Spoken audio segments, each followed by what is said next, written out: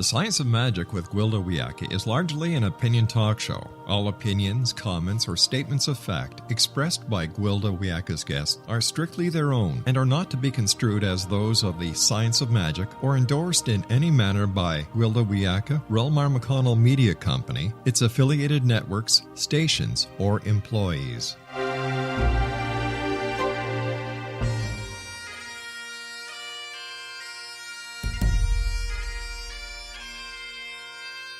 Welcome to the Science of Magic with Gwilda Wiyaka, a program dedicated to uncovering the unified nature of reality and humanity's ever-evolving place as truly galactic beings.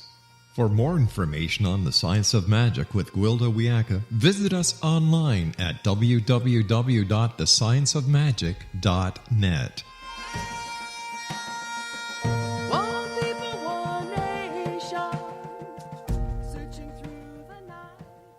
Hello, dear friends, and welcome to the Science of Magic, a program combining the science and magic of today's leading topics to co-create new solutions and promote evolutionary thought. I'm your host, Gwilda Wiyaka. This hour we'll be exploring autism, biological sustainability, and the war on bugs. A concept all of my indigenous shamanic teachers held was being mindful of all of our relations. Nothing was too large or too small to be considered a relation. As it turns out, my teachers may have been onto something. The relationship between germs and disease was explored by Louis Pasteur between 1860 and 1864. From that time forward, germs were deemed the enemy, and the war on bugs began.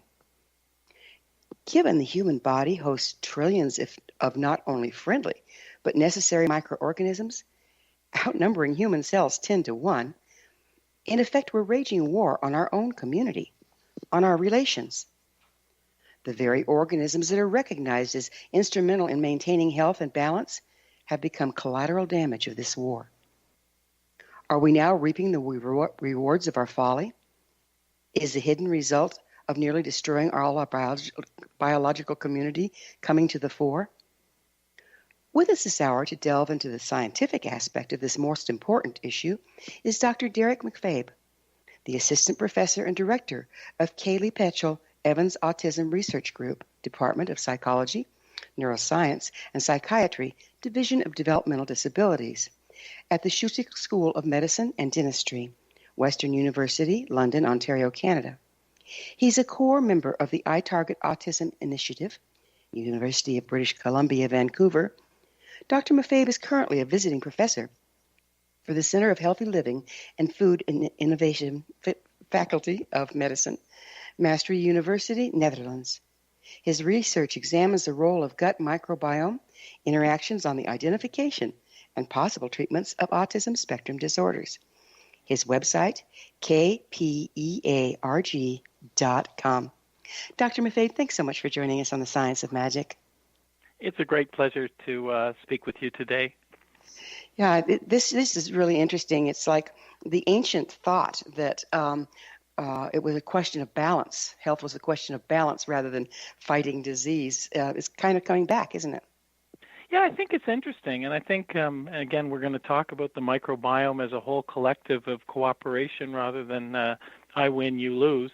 So it's very interesting that multiple cultures around the world no one's right or wrong. They're looking at the blind man and the elephant of different aspects of what it means to be healthy and sick. And Western medicine, and give it credit, we made tremendous contributions, and also the scientific methods started by Greeks, but developed more today that we can kind of sort of try to take a step back, has been very useful. But at the same time, we learned about Descartes like we're a machine, but we're not a machine floating around, in space on our own. We're connected to other people, we're connected to the environment, and I guess what we're going to talk about today, we're not alone, and we're connected to all these little microbes that live in our gut that outnumber us 10 to 1, and they have a very underappreciated role, and we used to think of them mostly as causing disease, but actually probably more preventing it. So it's a fascinating view about trying to look at things in another way in different cultures, but to be clear, give the scientific method and trying to understand real mechanisms for this credit. And there's some real mechanisms on how, we've been linked between our gut and our food. A lot of cultures have said that, let medicine be thy food was Hippocrates, and all disease begins in the gut were the ancient Muslim teachers. And I even mentioned before, people in Christianity talked about people tormented by demons, and someone saying, there are many of us living inside this man. So again, I'm going to talk mostly on the science, but people did look at relations between people's behavior and how well they felt, how they felt emotions, of all things in the most unexpected place, in your digestive tract. It is amazing. Now, let's back up a little bit. You're the director of Kilee Patchell-Evans Autism Research Group. What is that?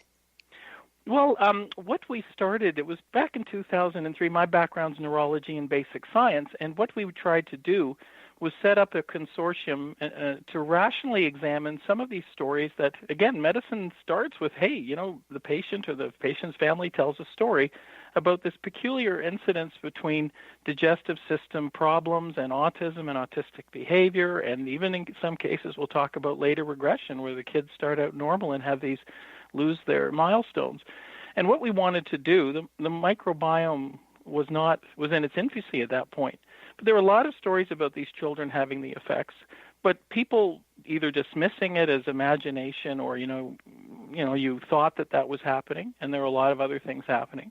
But actually trying to set up a research consortium to very rationally look at, how can food and guts and gut bugs and a lot of other things contribute to some of these stories of these children craving these foods and having these gut problems and their behaviors getting worse, sometimes improving somewhat when the diet was changed. Again, to be clear, this isn't advocating therapies, just a story of this is not a disease that is sort of static.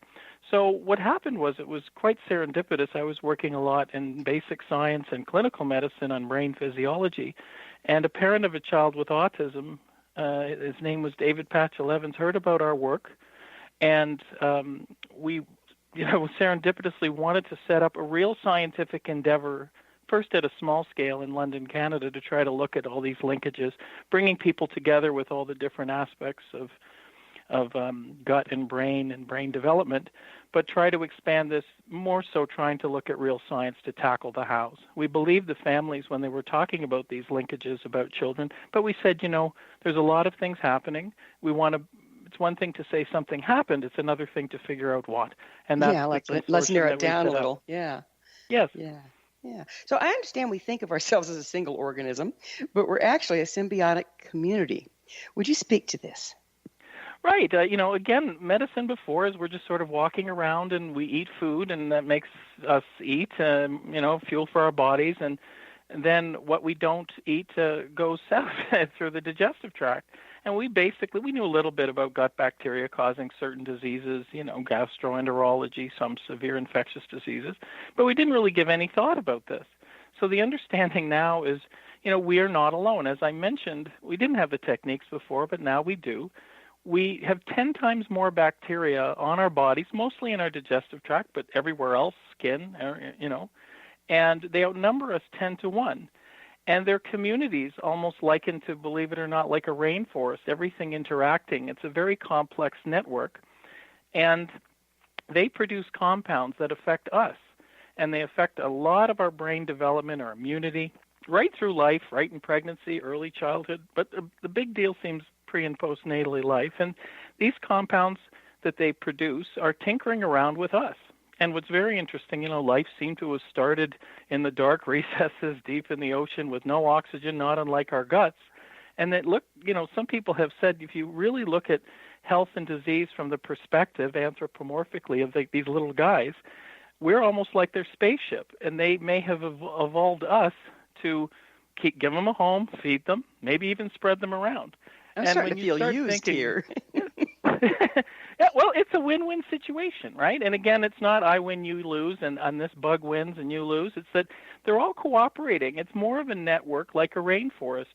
And that's a lot to do from when we're born. It's not a trivial fact. We pass through mom's birth canal and there's a lot of fecal material and bacteria there. And there's a huge example that is priming Junior's immune system and development and brain development.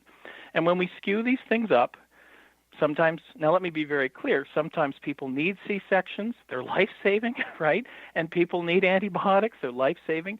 But sometimes there is a consequence, long-term, of skewing these little microbes early on for routine infections. Now, again, we do need these things. When people tell me, oh, wouldn't it be great if we had no antibiotics and we had no C-sections? Well, we'd probably have a world with a lot of these other conditions down that are involved with immunity and brain development, autism, allergies, obesity, but we'd also have 50% infant mortality.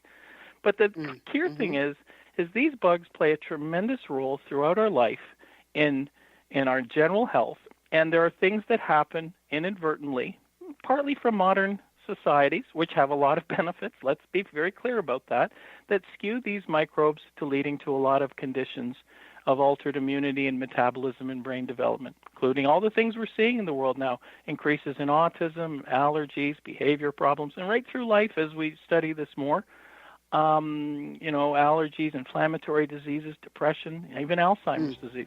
So it's a fascinating field. And we're going to have to pick up on this fascinating field on the other side of a commercial break. Dr. MacFabe and I will return shortly, so don't you dare go away, because this is really interesting and life-altering stuff. Remember, you can always listen to past episodes free of charge on our website, thescienceofmagic.net. This is The Science of Magic with yours truly, Gwilda Wiyaka, on the X-Zone Broadcast Network, www.xzbn.net.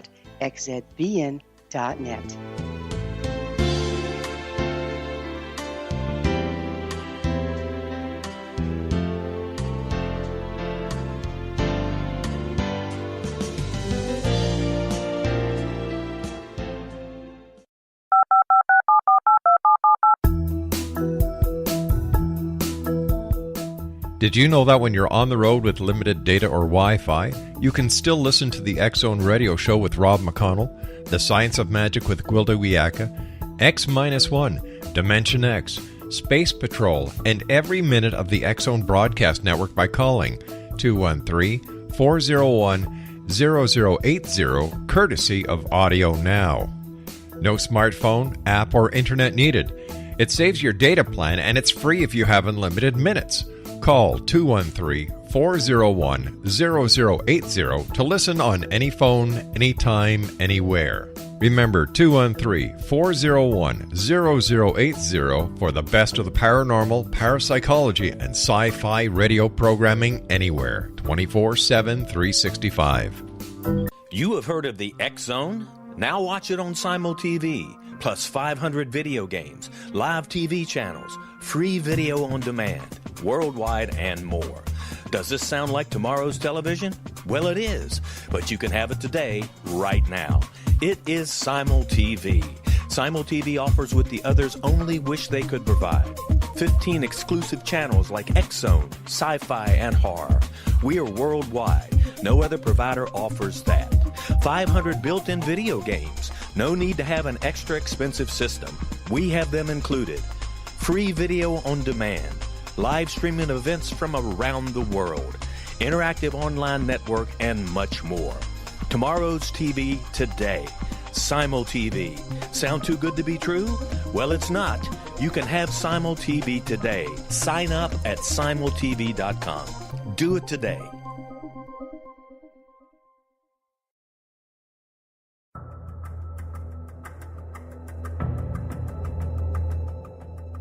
Modern Esoteric, Beyond Our Senses by Brad Olson, consummates the lifeology story about where humanity originates. It is the lost continents, the primitive wisdom, the mythos of creation, and the rethinking of ancient history as we are taught in academia. There is much more to the story than what we have been told. As this is the first book in the Esoteric series, Modern Esoteric starts at the beginning of time and accelerates up to this modern age. Future Esoteric is book 2 in the series and takes a forward-looking position ahead of today with an open and honest examination of the ET issue and various unexplained phenomena. To discover the writings of author Brad Olson, visit www.bradolson.com. That's www.bradolson.com.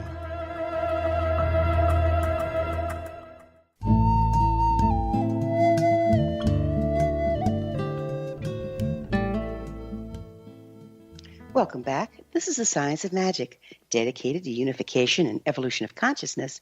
I'm your host, Gwilda Wiyaka. Our guest this hour is Dr. Derrick MacFabe, the Assistant Professor and Director of the Kilee Patchell-Evans Autism Research Group. Among his research is gut microbiome-brain interactions. His website, kpearg.com. Dr. MacFabe, my original Lakota teacher, elder, he taught that rather than an invasion of foreign bugs, illness was a result of imbalance of the tribe or community, be it physical, emotional, mental, or spiritual. From your studies, was he totally off base, or is there something to that? No, again, I think people all around the world since the beginning of time were good observers about relations between things going right and not going right. They may not have been experts in microbiome or microbiology, but that's not particularly relevant a few thousand years ago. But they did. It's very interesting that different cultures had this, again, a conceptual idea of balance, things out of balance, as opposed to something, a disease being something causing something. And let's be very clear, there are diseases that do that. But there are also these illnesses that we didn't know about as much, we're not as good at in Western medicine, these chronic inflammatory conditions where everything seems to be falling apart, we don't feel great, we have depression, we have aches and pains and inflammation and stuff, and we do end up being predisposed to some of those disorders, stroke, heart attack, certain cancers, not all of them, certain types, it's not a one-size-fits-all, but that in Eastern cultures too, it had an idea of balance. And what we're learning more at a conceptual level, again applying the Western idea of scientific study and, trying to non-biasedly look at this imbalances, and again, that's a concept, not science, but imbalances in immune system, having too much or too little of an immune system, or immune system doing something it shouldn't do or at the wrong time, or having imbalances in gut microbiome. Think of a rainforest that can be skewed by clear cutting or too much fertilizer or too little or a fire, leads to an imbalance. And these imbalances we may not see till weeks, years later. So some of these effects we'll talk about later. A lot of these microbiome changes, they're through life, but a lot of the things that may predispose us to a lot of conditions may, in fact, even later on in Alzheimer's, not just autism we're talking about, maybe in the first few weeks and months of life as our little rainforest grows, being given usually from mom, but also the environment around us. So I think they were onto something. It's just a question of figuring out how. This is, of course, in my opinion, Dr. Spock should have been shot. But back in the 50s, forgive me for that, but back in the 50s, he had a great idea, and I don't think any of it was backed up by scientific study.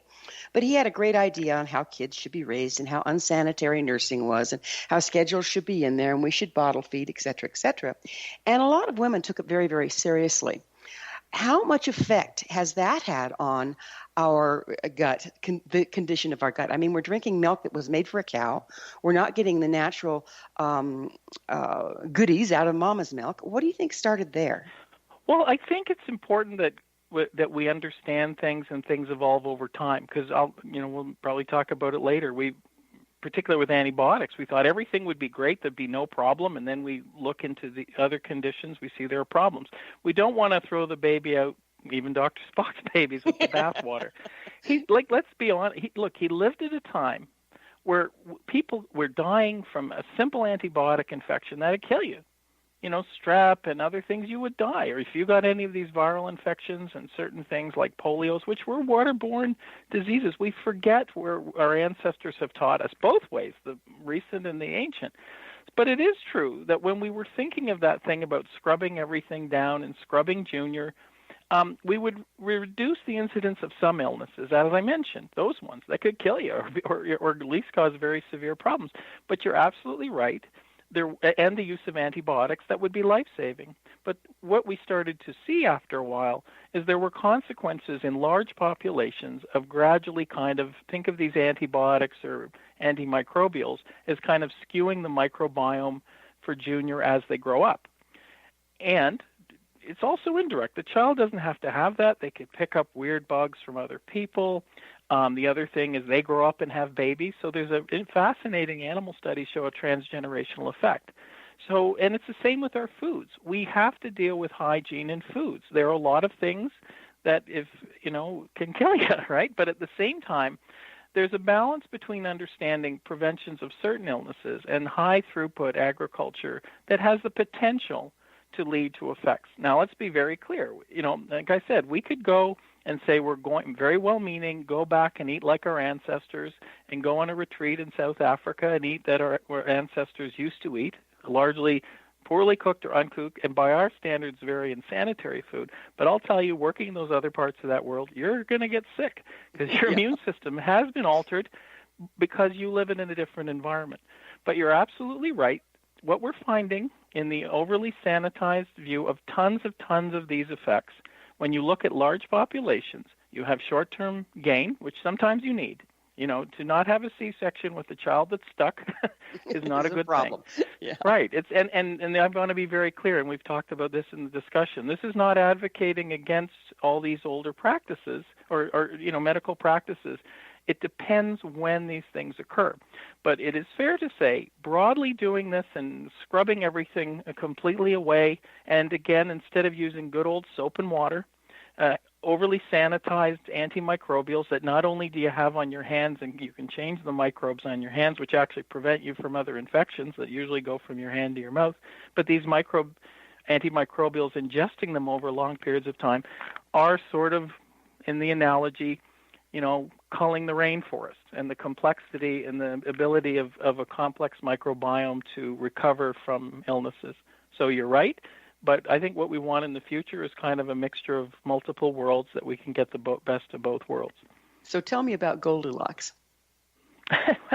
Well, this is the thing that we've found, and we'll probably talk a little bit later, is think of these bugs communicating with us. We can talk how the little molecules they produce that go through the bloodstream. But what they're doing at a basic level depends what bugs are down there and what you're feeding them. And think of them as sending little signals to your guts, your immune system, your brain, your ability to store fats, and sending signals of information. So think of that as like providing music or something. What matters, I tell all these students about understanding how the gut microbiome works and its products, is you have to borrow from Goldilocks, comedians, and real estate.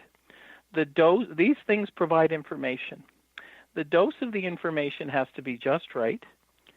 Timing is everything from the comedians, and location.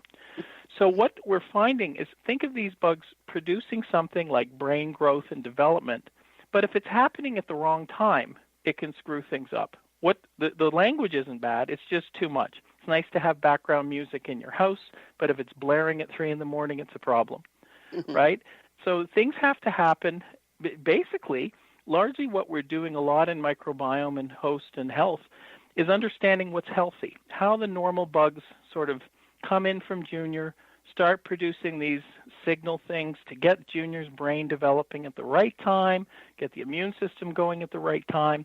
And what we're finding, the little compounds that these agents produce, some people go, oh, yeah, they're great, or they're bad, or they're evil, or they're good. You've probably heard good bugs, bad bugs. Mm-hmm. It's not as simple as that. It's that are these things being produced too much too soon, either by, we talked about squelching bugs with broad antimicrobials with ourselves in agriculture, but it's also feeding them. When we feed them, they poop out these little molecules, which is the signal system.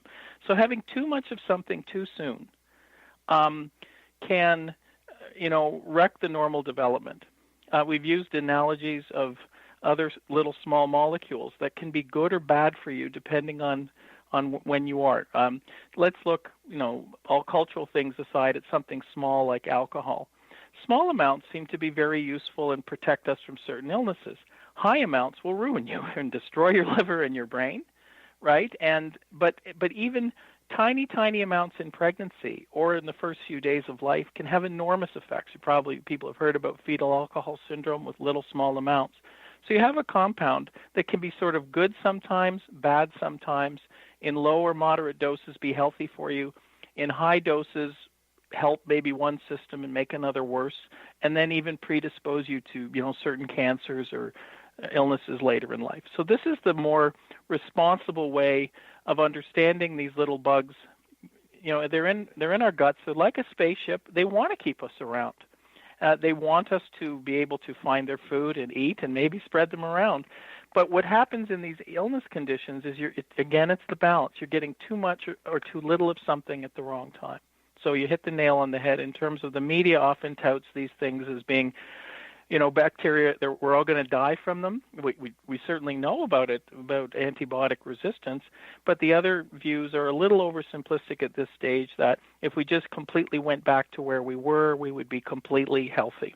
I think in the middle, what we're going to do is have a bit of both, and there's a lot of promise in the role of the microbiome in health and disease. That's wonderful because, listening to you, it seems like everything has been oversimplified, leading us down a primrose path that isn't necessarily going to get us healthier. And on the other side of we have a commercial break coming, but on the other side of it, I'd really like to get into, there's all these diet fads, et cetera, et cetera, et cetera. And seems, a great idea, but is it really working? Does it work for me? Does it work for you? Does it work for me at a different age? I think that could be fun to dance with. So it is time for that commercial pause. Dr. MacFabe and I will return to our discussion on the other side of this break, so you stay right there.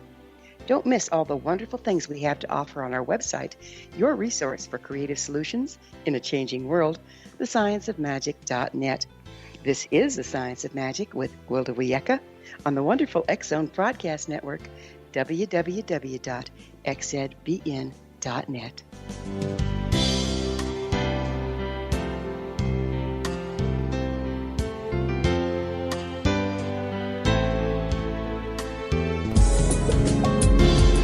From our broadcast studios in Hamilton, Ontario, Canada, to the world and beyond, you're watching the X-Zone Broadcast Network, www.xzbn.net.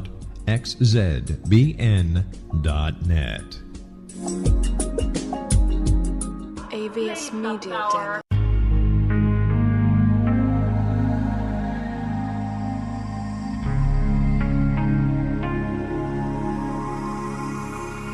The scientist and the mystic have been on an age-old, relentless search with one thing in common. They seek truth. Their paths converge in the 40,000-year-old practice of shamanism, an ancient science delving to the quantum level of life, facilitating healing, manifestation, and evolution.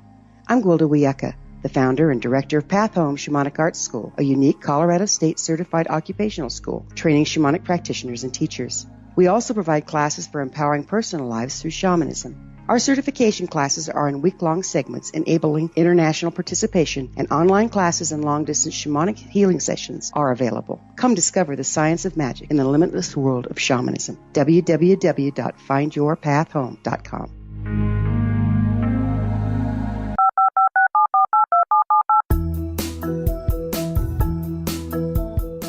Did you know that when you're on the road with limited data or Wi-Fi, you can still listen to the X-Zone Radio Show with Rob McConnell, The Science of Magic with Gwilda Wiyaka, X-1, Dimension X, Space Patrol, and every minute of the X-Zone Broadcast Network by calling 213-401-0080, courtesy of Audio Now.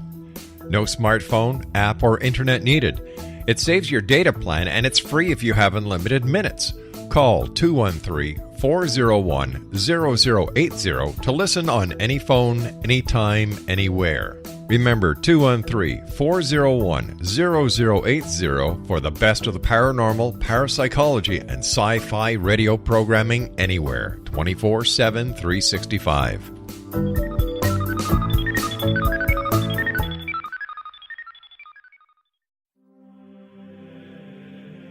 Rob McConnell here, presenting an overview for Nicholas Paul Jennings, author of a fascinating book, Amen. It presents facts revealed by Egyptologists, facts that enable us to understand why Amen is the beginning of creation of God. It provides recommendations for religious leaders of the major religions to unify their beliefs and teach the Word of God. Love one another. Amen informs people how mankind conceived God. It was the Egyptians that developed the concepts of a soul, a hereafter, and Son of God. And finally, after the worship of many gods, they conceived the belief in one universal God, the maker of all there is. For more information, visit www.futureofgodamen.com. That's www.futureofgodamen.com. futureofgodamen.com.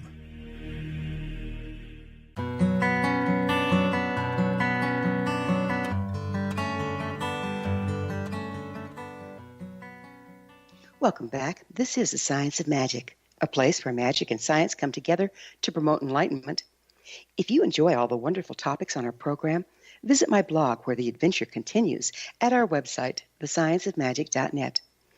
I am your host, Gwilda Wiyaka, and we're speaking with Dr. Derrick MacFabe, the Assistant Professor and Director of the Kilee Patchell-Evans Autism Research Group. His website, kpearg.com. That's a great website. You want to take a look at that if you have any interest in this topic, and who can't, because our lives depend on it.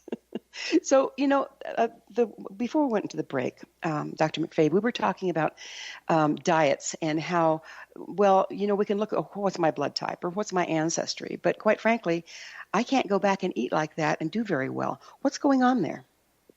Well, I think you've made a very good point. And like I mentioned, if we mention a little, the science we found is that what these gut microbes produce depend on what gut microbes are down there or aren't there, and also what we feed them. So what we found in a nutshell in autism, they have a damaged microbiome. They have abnormal microbes, and which are already kind of unstable, and things skew between the production of these things called short-chain fatty acids, too much of a thing called propionate. Don't want to be technical, but we've done a lot of studies on how this stuff affects the immune system, learning, memory, development, very related to autism, but also other conditions.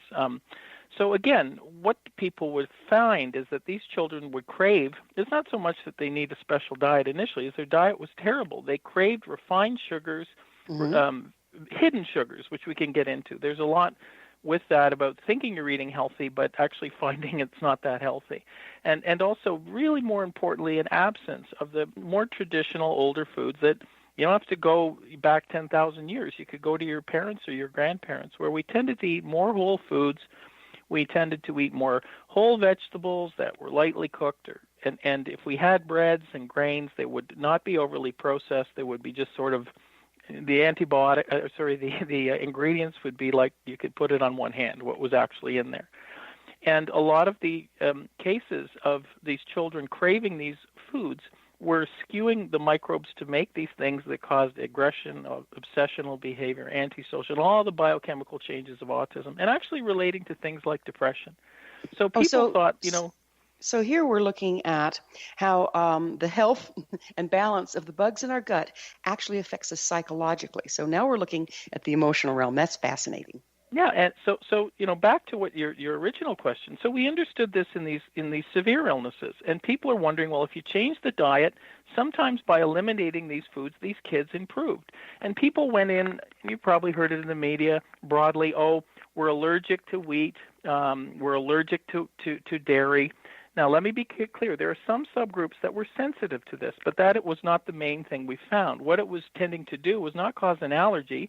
It was, like I said, changing what bugs were down there and what they were producing.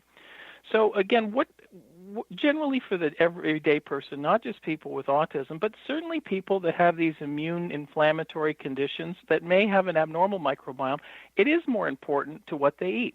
In the same way, a diabetic that has a metabolic problem has to be more careful with what they eat than the general population. But the diets that diabetics and, it's more like what we should all eat. So what should we eat? What we have to do is eat much more whole vegetables, your squashes, your greens, your root vegetables, whole things, rather than things that have been smushed into oblivion in terms of being able to be put on a shelf long term. Why is this? These compounds, believe it or not, seem to feed the bugs and have them produce these fatty acids called butyrate that seem to be good for us. They're anti-inflammatory, they improve learning and memory, and they seem, in our studies, even improve energy metabolism. So more vegetables. The other thing are less, it's not a question of completely not having any wheat or dairy. Less wheat, but more whole wheats, things that are not broken down and full of major preservatives and really overly processed. It's the non-digestible fibers in these foods that is basically good bug food. So it's very different to have sort of your local artisan bread or something you made yourself, or a bread that can sit on a shelf for 4 months. The other thing is fermented foods. These have bugs in them that seem to help, so they're generally rare foods. Now, here's where people sort of get in the wrong direction. They'll say, okay, I'm allergic to gluten and casein, so I think I am, but I haven't really had the proper test. But I do know, and I believe them, that when I eat those foods, I feel worse.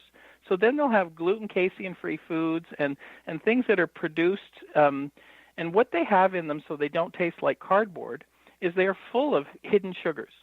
So now you're getting more of the refined sugars. The other thing is, like, I drink a lot of orange juice, but it's not like eating an orange that has all the fibers of the orange, which again is bug food.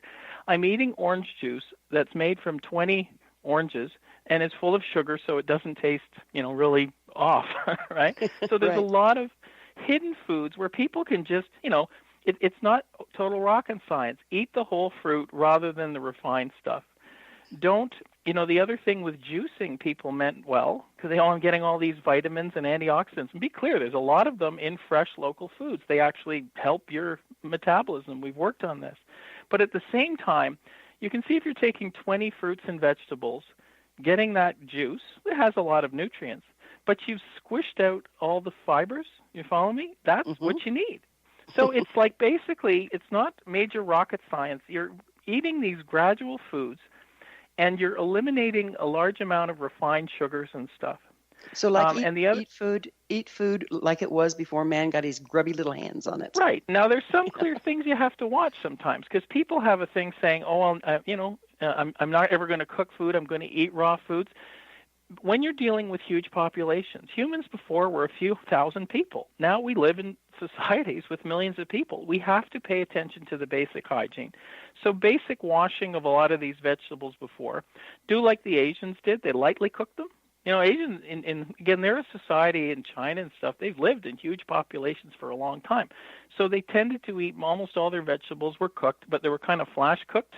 So most of the bacteria, the bad stuff that's going to make you sick is mostly because another guy handled it with his bugs getting onto you rather than anything particular on the food. But a lot of people, they have major eliminations of wheat and dairy, and they think that I'm allergic to milk, but yet they can eat yogurt. You see, that's not the same. It's more of eating high amounts of regular milk. Now, other people say, I'm just going to eat raw organic milk. Now, that can be potentially dangerous in environments where we are, right, where you don't have, a couple of cows that are on the top of a hill, right, and that would probably be safer. So the moderate view of more vegetables, eat more vegetables, lots of it, lots of them, mostly fresh. Get your starches that are more complex, from whole potatoes to, rather than fries and stuff, boiled, baked, some breads, but less. The biggest thing is, in layman's terms, I think we're feeding these bugs too much too soon. This gets, as a point you mentioned before with breastfeeding, the milk that comes from breast milk from humans, people wondered why it had all these sugars that we couldn't digest. Guess what it was for? It was food for the first bugs in your gut. So some of the formulas, not all of them, may not be as good as normal breast milk. But having said that, we do need certain formulas. There's a lot of potentials in early formulas that are starting to look at adding these sugars. So things are not good or evil. People can also get into such a restricted diet that they're not getting their general nutrients, and they also tend to eliminate these foods long term. So, people that have IBS, right? There's some linkages similar to what we're doing, and they have anxiety, depression. They're pretty smart, but they have bad guts, and they're not imagining it. So initially they say, I'm eating all these vegetables and onions, they're going right through me. The main reason is they are missing the bacteria that digest them. So gradual reintroductions of these foods very slowly is the best thing in any diet. When people are changing, the biggest thing people do, I'm sure they go on these crash diets, they change very rapidly. What do you think that does to the microbiome? It bites back, literally. So you want to do a gradual, there's people that do economic work that show that, using microbiome modeling, so if you're coming in too quickly with offending agents, the microbiome says, get out of here. But if you gradually, slowly introduce a diversified, broad diet, it's beneficial. Another thing So I might make is, I'm sorry. What does this have to do with acquired food allergies? How are microbiome related to acquired food allergies? And it's 1 minute again, for that one. This is a very good question because they're not really true allergies. They're sensitivities. There's some who are, but what is tending to happen is people are becoming more sensitized. Their microbiome has changed, and they're not able to digest those foods. Believe it or not, gradually reintroducing them may be useful. A true allergy is done by an allergist rather than people thinking that they can actually change their diet and they improve by removing the food. But the reality is it's more complex than that. Also, well, you're also creating a problem, aren't you? If you remove the food, then you're not feeding the microbiome that are needed to digest it. You're absolutely right. It has to be done with a physician or nutritionist's effects rather than these vast changes. Another thing, if people are completely vegan, there's certain cultures that were able to do it a long time, like in India. They still got some amounts of proteins from yogurt, which has bacteria in it, and some minor amounts of fish and eggs. So their microbiota is very different than people who are completely vegan in North America. Not saying you can't do it, but you have to address some of these issues. We'll have to take on these issues on another side of a commercial break. Dr. MacFabe and I will be back shortly, so don't you dare go away. Visit our blog to ask questions and share your thoughts as we continue co-creating new solutions in a changing world at our website, thescienceofmagic.net. While you're there, join our email family to be the first to receive our topic-driven episode collections. We are your resource to altruistic professionals of science and the esoteric, working to create common ground for the betterment of our world. This is The Science of Magic with Gwilda Wiyaka on the X-Zone Broadcast Network, www.xzbn.net.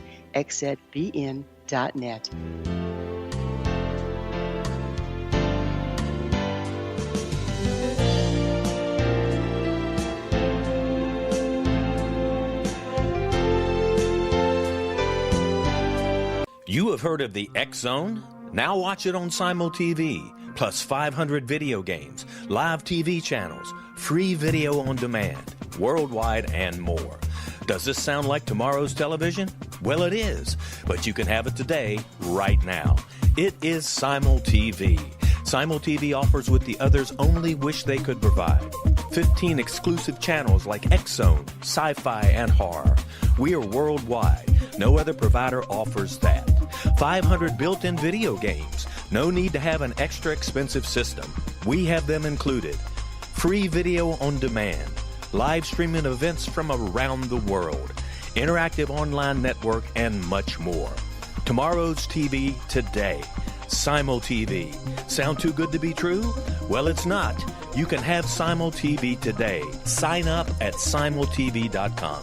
Do it today. The new nonfiction book, Razor of Madness, is similar to cult movies like Clockwork Orange, Dragon's Tattoo, or The Other Side of Hell. Wayne Morin Jr. and Thomas Lee Howe will expose widespread and systematic deficiencies in this thought-provoking tell-all novel. Mind control rages among scholars in law schools. Human rights are ignored while thought reform and mental manipulation are accepted practices used as behavior modification. Dr. Louis Jolyon West comes to mind. Media and public scrutiny shows that United States mental hospitals are in fact destructive murder industries. Razor of Madness expose novel details this epidemic through an in-depth professional and personal investigation. For decades, there has been a revolving door policy that still releases killers and pedophiles back into society. The maestro of mind control continues to haunt America to this very day. Razor of Madness is available in paperback or as a downloadable ebook at Amazon.com.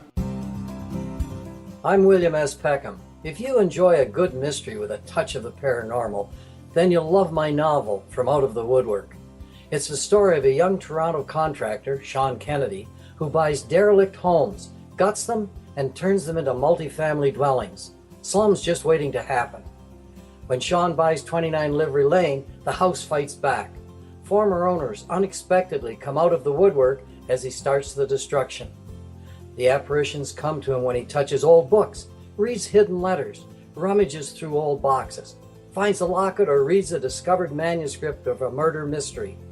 From Out of the Woodwork will take you from 1899 to the horror of the World Trade Center, September 11, 2001. Check out From Out of the Woodwork on my website, www.williamspeckham.com.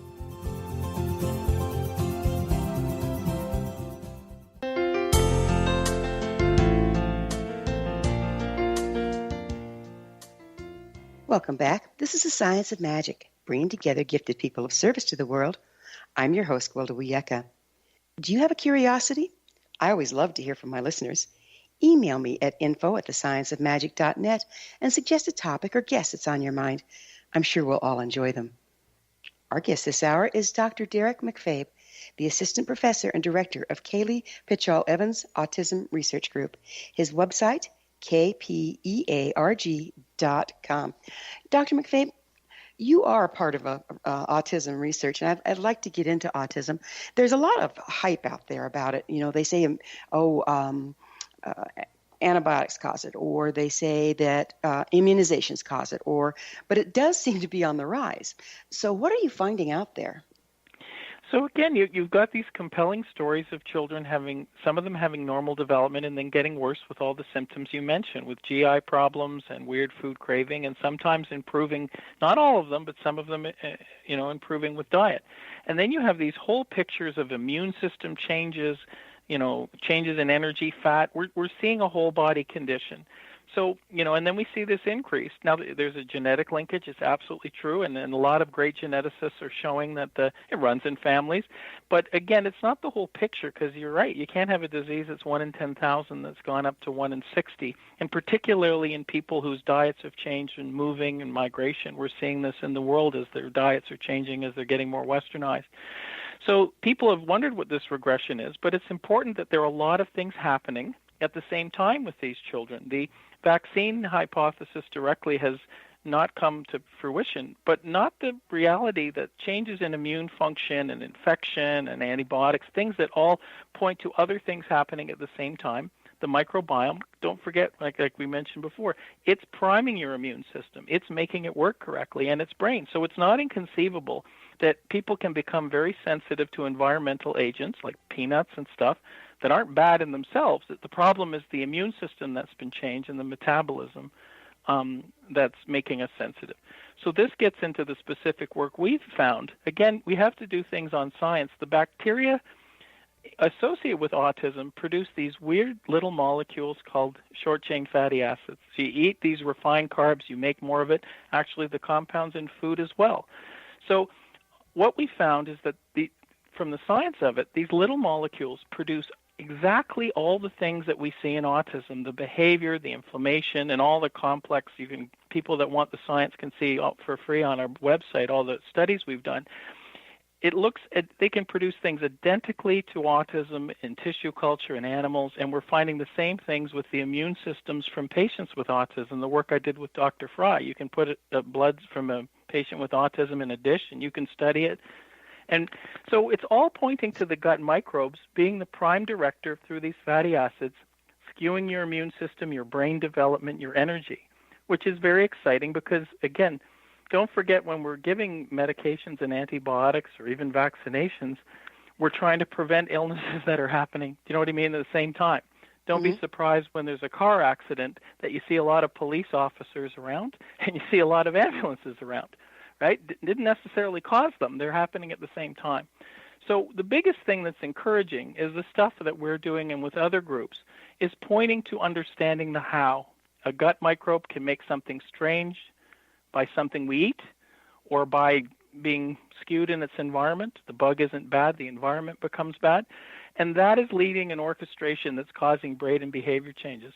And and even turning on and off the genes that have been associated with autism. These bugs produce these fatty acids like a switch to turn a light bulb on and off, if you will, in terms of brain development.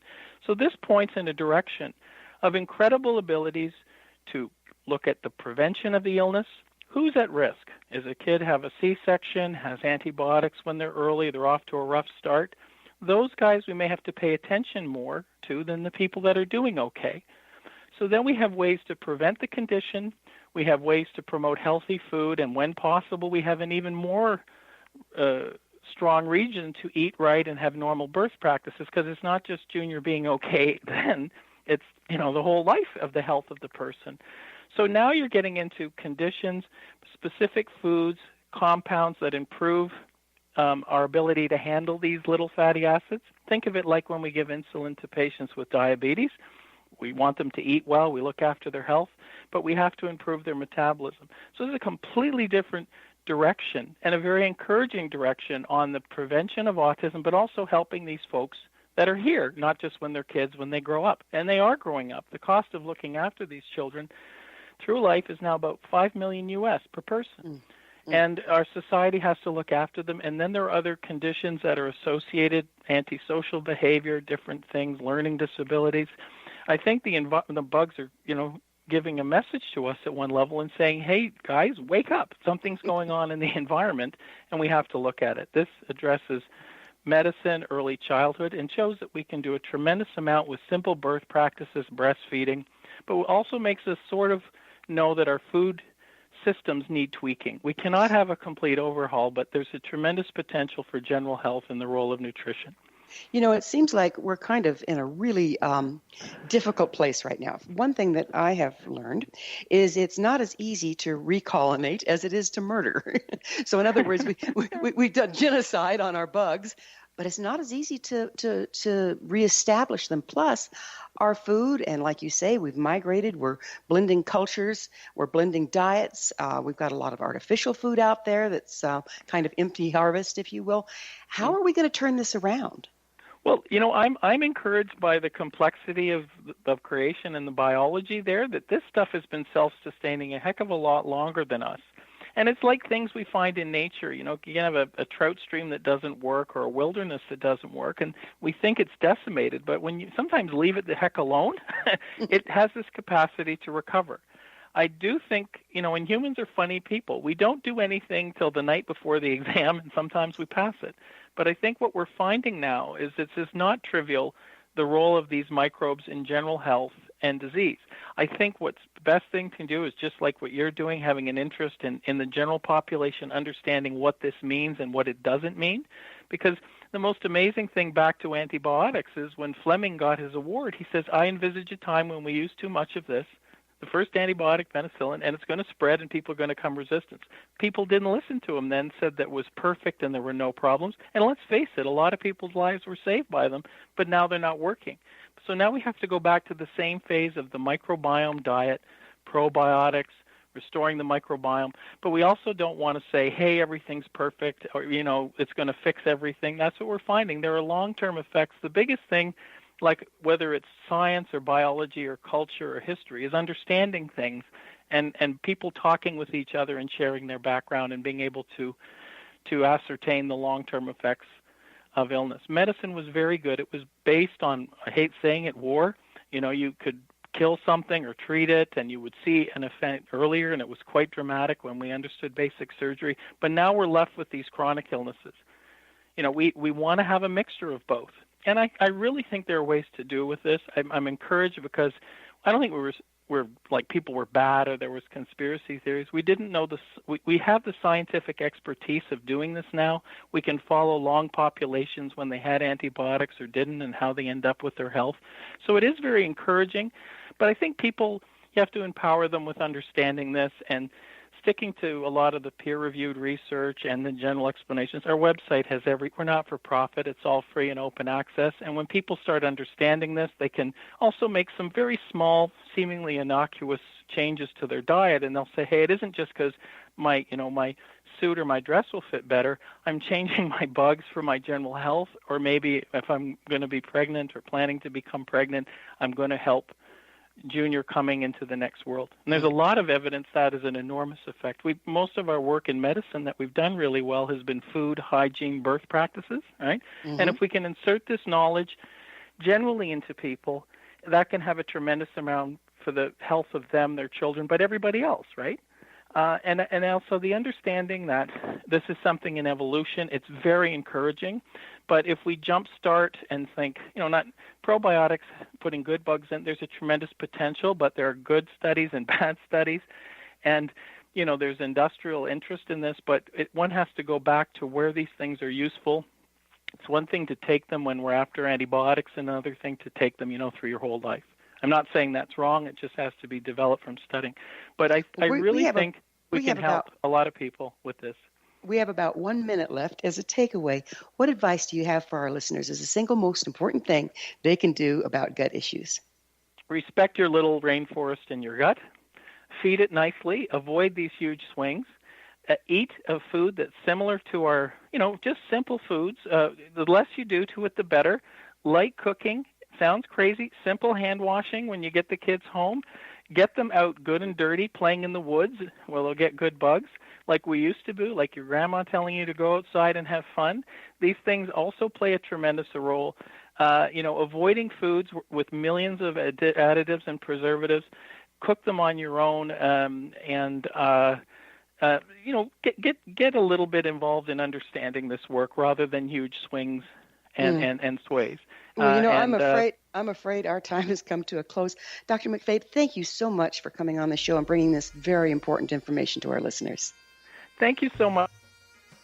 Our guest this hour has been Dr. Derrick MacFabe, the Assistant Professor and Director of the Kilee Patchell-Evans Autism Research Group. Among his research is gut microbiome-brain interactions and the identification of possible treatments of autism spectrum disorders. His website is kpearg.com. Again, that address is kpearg.com.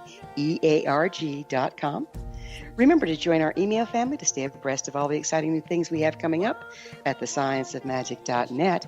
This has been The Science of Magic with Gwilda Wiyaka. Our executive producer is Rob McConnell, and we're coming to you on the X-Zone Broadcast Network, xzbn.net. Until next time, dear ones, may you be blessed with knowledge and comforted with love as you embrace your inner community. Our gracious Mother Earth, our Father in the sky, have joined again in love to reveal the light.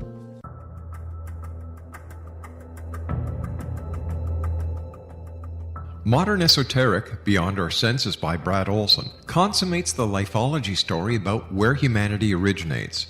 It is the lost continents, the primitive wisdom, the mythos of creation, and the rethinking of ancient history as we are taught in academia. There is much more to the story than what we have been told.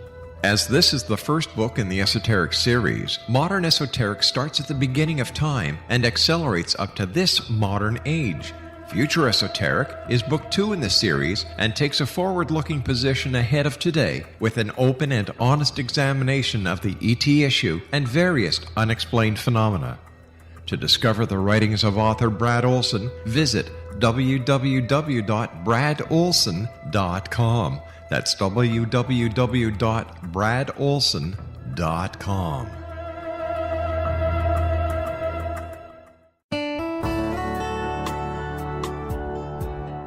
Are you or is someone you know struggling with addictions, depression, anxiety, relationships, low self-esteem, lack of confidence, grief, success, and prosperity?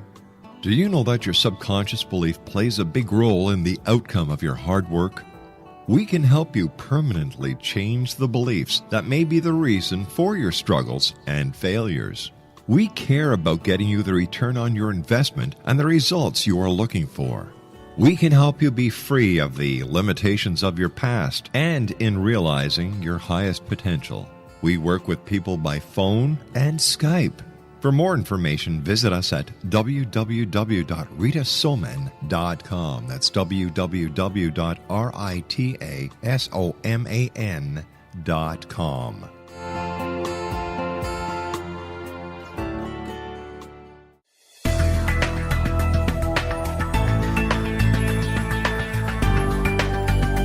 Do you think you have energy problems in your home? Do you feel better when you're away than when you're home? Joey Korn is a global leader in the world of dowsing who specializes in personal energy clearing and space clearing. He can help you create an ideal energy environment in your home no matter where you live in the world. Learn about his remote spiritual house cleaning services and much more at www.dowsers.com. You can get Joey's book, Dowsing, A Path to Enlightenment, as well as other dowsing books and tools, Kabbalah books, and Walter Russell books. Joey's work is really amazing. Go to dowsers.com right now. That's DOWSERS.com, or call 1-877-DOWSING. That's 1-877-369-7464.